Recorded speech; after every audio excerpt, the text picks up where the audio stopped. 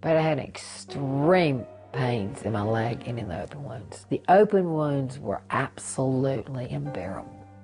Elementary school teacher Paula Murph's pain came after she was bitten by one of the deadliest spiders in the U.S., and she didn't even realize it. It was an October day, warm weather.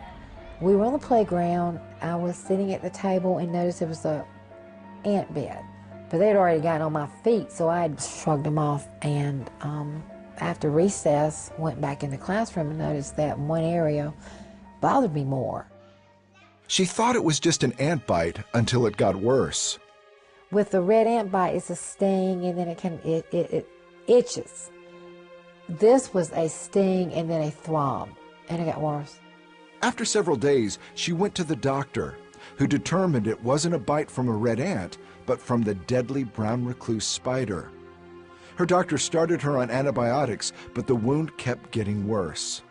The brown recluse spider is one of 2 spiders in the U.S. capable of killing a person.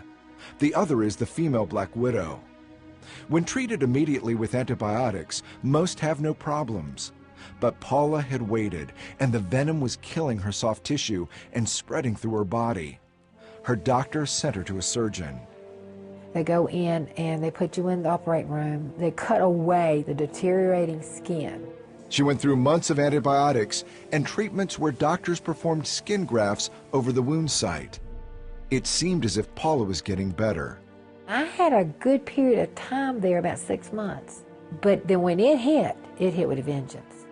A latent infection attacked her body.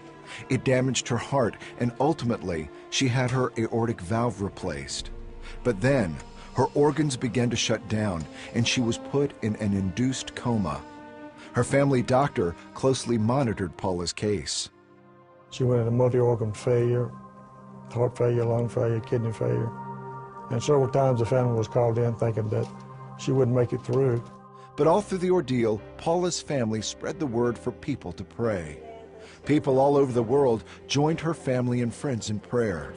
Her sister Carolyn sent out specific prayer requests.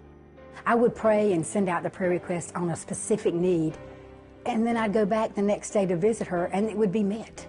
So really, you know, the needs were met daily. The prayers really started flying. And there was a lot of going on in my room. They were allowing people to come in and see me, and prayers going for me, and people touching me and loving me and praying for me. Her sister called the 700 Club for help. I remember calling the CBN prayer line, and a counselor was so gracious, and she prayed with me, and she prayed for my sister and her needs. And it meant a lot to me that day. Then one night, the family was called in to pay their last respects.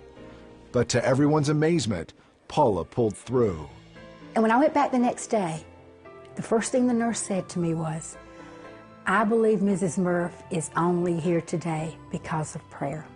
And I said, absolutely right. I woke up the next morning and my sister was there, my husband was there, my son was there, and my daughter had gotten in.